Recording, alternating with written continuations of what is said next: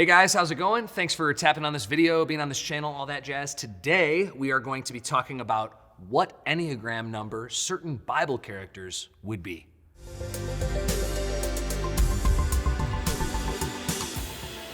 Well, that was a mistake. During that break, I chose to look at the way I look on camera, and my receding hairline seems to be progressing maybe a pinch faster than my sanctification. So I'm going to be dealing with that while we're talking. Thank you guys for being here. My name is Pastor Landon. I'm so excited to be able to teach you. Thanks for watching this video. I have a resource I'd love to give you. Please like, comment, and subscribe, and share, and add to playlists and all that jazz. All of that stuff helps the YouTube algorithm. So if you like the content on the channel, that helps tell YouTube that information. I also have a free Bible study PDF for an email address in the link below. And also in the link below, this new resource, which if you're watching in the future is not new. So there you go, that's meta for you.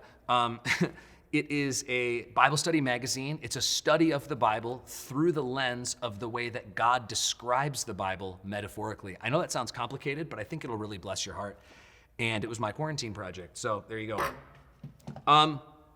Here we go, Enneagram. So I know some people think that the Enneagram is stupid, and those people are called Enneagram 8s.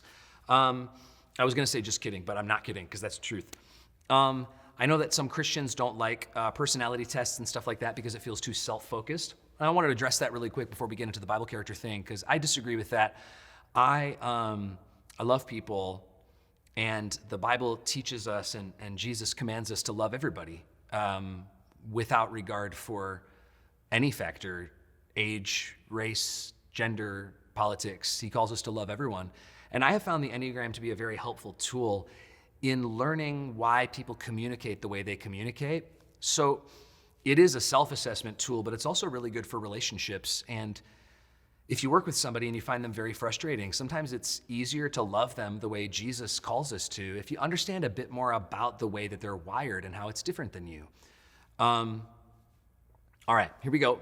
Which Enneagram character would certain Bible characters be? I started with a list of like 30 Bible characters, and I was texting with my brother and my friend John and my friend Alex, who love the Enneagram, and we were talking about it, and we assigned all of them a number. But for today, I'm just gonna do one character for each number on the Enneagram. So Enneagram 1 is the Perfectionist.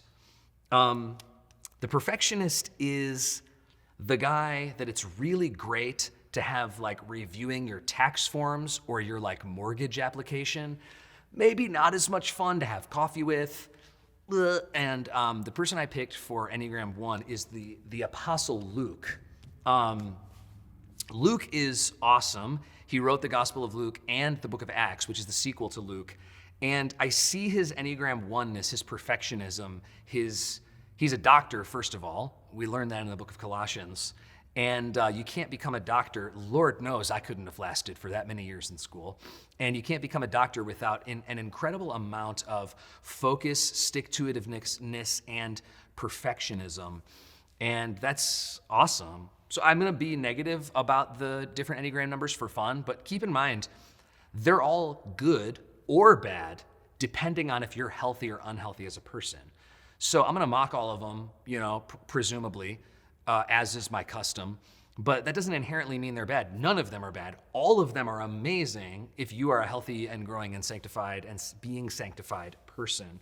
So I see that the perfectionism in the way he like meticulously opens his books to the most excellent Theophilus, which I believe just means theology student, God student, and just the way that he does that and thinks about that, and the way that he describes like the shipwreck at the end of the book of Acts, using all of these Greek words that are nowhere else in the New Testament. It's like every Greek college student's nightmare to translate. So I see the Apostle Luke as an Enneagram 1. Enneagram 2 is the helper. Helpers are awesome. A lot of nurses, I would imagine, are Enneagram 2s. They are people who find a lot of significance in what their name is, which is helping other people. It's awesome. It's so gospel focused. Now, granted, like it can become bad if they're unhealthy, which is like, your college roommate trying to give you a towel while you're in the shower, and you're just like, give me a little space, man. Like, I'm good. you know? And I picked for Enneagram 2, Ruth. I see it in her story, you know, the iconic thing where she says, where you go, I will go. Where you stay, I will stay. Your people will be my people, and your God, my God. I will die where you die and be buried at your side. Obviously, like hyper iconic passage, super impactful, that little soliloquy from her. And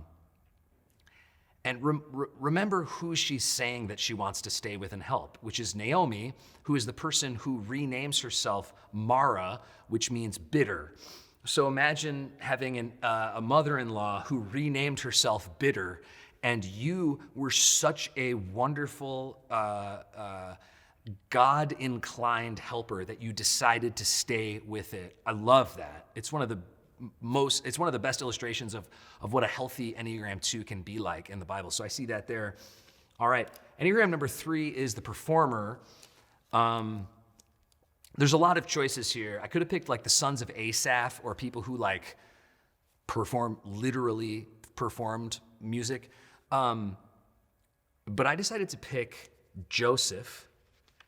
I'm devastated because the flannel graph of Joseph doesn't have his coat of many colors, which is just like, what are we teaching our kids? It's like so unbearable. When I saw the flannel graph of Joseph, I was just like, no, like maybe this is like adult Joseph when he was like, out of Potiphar's house, out of prison and into the palace, which is what I want to talk about. Joseph is like a typical performer. He gets the coat of many colors and he's just like walking around in it. Like he's got a new Supreme shirt on and he's like, yeah. And then all of his brothers are like, oh, what? And so you see that there. You also see it when Joseph has these dreams and he doesn't keep them to himself. He goes and tells everyone about them in this little monologue that causes all of them to hate him so much. That's like what a performer is. They are good in front of people. They love being in front of people. And that's a wonderful thing if you use it for the Lord. And it's a terrible thing if you use it for yourself. Joseph became, in my mind, by the end of his life, one of the best pictures of Jesus Christ in the whole Old Testament because of his incredible holiness. And at the end of his life, he has been through years of trauma unfairly, and his brothers are all there if you know the story. And he says, you know what? What they meant for evil, God meant for good. And then he is a classic performer even by naming his son. Joseph has a son, and he names his son Manasseh, which means God has made me forget. Even in the naming of his son, it's this performance of God's glory, and I just think it's so healthy and amazing, and I love it. All right, Enneagram number 4, the Individualist. Clearly the best Enneagram number because it's mine. Definitely the best, nothing even close. Enneagram 4, Jesus. No, I'm just kidding. I did say that in a sermon one time, and someone was like, Jesus is all of them. And I was like, all right, maybe, maybe. Maybe not an 8. Just saying. So Enneagram 4, David. David was an artist. David had a career. The individualists are often like artists, like Bob Dylan, or like people that love expressing themselves or feel very comfortable expressing themselves through art and are very comfortable just being their unique selves. David, played the harp. He was an incredible harpist. He was a shepherd, which is a job where you have a lot of free time to dream, which is a classic individualist thing. A lot of time to dream. He was sulky later in his life, and he really got down. That's a classic unhealthy Enneagram 4 thing, is just getting really down on yourself and down on your situation. Interestingly enough, David's son, Solomon, I also think was an Enneagram 4, but they're so different in a lot of ways. Like I would describe David as a 4-wing 3 because of his desire to write all of these wonderful psalms and potentially perform them or have them performed. Solomon to me strikes me as a 4-wing 5, which we're going to talk about 5 in a second. We may as well start right now. 5 is the investigator. It's a great Enneagram number, especially in a society where so much craziness is happening that we can't even assess. I picked Gideon for the investigator. To me, it was the easiest choice, the best illustration of an Enneagram 5 in the Bible, as far as I'm concerned. He got a word from God and spent multiple days investigating if It was real. So he got a word from the Lord, and then he was like, God, I'm going to leave this piece of fleece outside of my house, and if the word was from you, I want you to make it wet and the rest of the ground dry. And then God did it, and then he did the reverse. I'm going to leave the same piece of fleece out. I want it to be dry and the rest of the ground wet, and God did it. He's investigating it. And by the way, I'm not mocking or saying that you shouldn't, ask God for confirmations of things. I think confirmations are awesome. You just have to keep in mind that God is doing what God is going to do, and we don't get to tell God what to do. We could try. Many of us have, but it doesn't always work that way.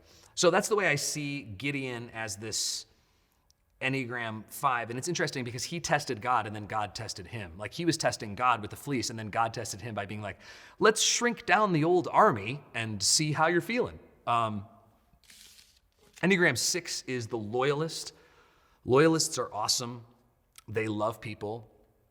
They are so good at sticking with things. I think some of the most wonderful Christians, some of the most faith-filled Christians are loyalists. They're going to stick with it no matter what. I'm a fan of these people. I don't really have anything negative to say about them. I just think they're great. A loyalist is Esther. Esther had to have sex with the king of the country, and she was then a part of a group of people that hated her people group, and then she was a part of a leadership situation where a man named Haman was trying to commit genocide against her people. And it would have been really easy for her to be like, well, I'm not a Jew anymore. I'm the queen. I'm fine. God pulled me out of that, and it was traumatic, so I may as well just be fine over here. No, she was loyal to her people. She's amazing. And even when God wasn't speaking and saying a lot, really anything in the book, he's there with his providence, providently leading loyalist Esther to stay true to her people, which is really a remarkable thing. The Enneagram 7 is the enthusiast. I picked Deborah because she lit and not enough people talk about her, because when they win a battle, she breaks out into song. I don't know if the song was pre-prepared. I don't know if she wrote it on the spot. Anyways, she's amazing. She's like the Adele of the Bible, or if you don't like Adele, she's like the Joni Mitchell of the Bible. Or if you don't like Joni Mitchell, then she's like if you don't like Joni Mitchell or Adele, I don't want to make another music illustration for you, because that's just, come on. You gotta like one of those two artists. She broke out into song, including this iconic lyric, "March on, my soul, with might." That lyric just gets me rolling with faith, man. There's something about that. I'm a huge fan of it.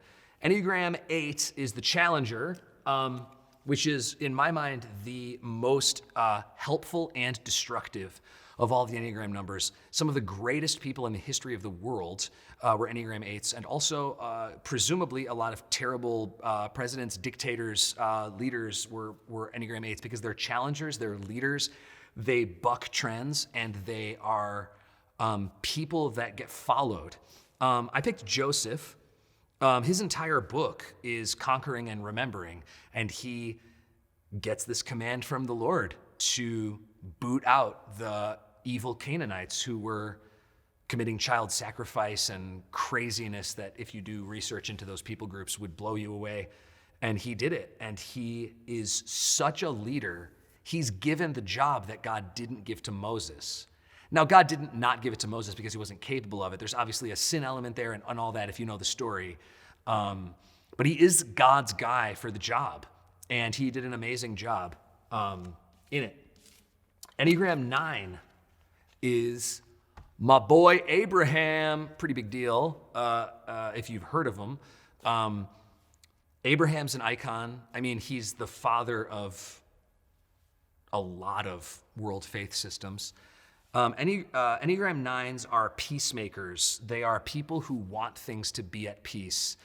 And I see the unhealthy side of that in Abraham so clearly when he's going through Egypt and they're like, "Oh, who's your wife?" And he's like, "That's my sister." And he's like, just keeping the peace at all costs, which is not healthy, and it's not a good thing to do. And it's, in this case, is very sinful. He also keeps the peace by telling Lot, "Hey, take your pick, man. Do you want the prehistoric Las Vegas, or do you want this spot over here?" And we see that time and time again. And Abraham was an Enneagram 9. At least that's what I think. So I'd love to know what you guys think. I hope this content has been helpful to you. Bada boom. We got Enneagrams 1 through 9 right there. Thank you guys for watching. Don't forget to like, comment, subscribe, share, all that jazz. If you got anything for me, put it down in the comments. I'd love to interact with you down there. God bless you. We'll see you next time.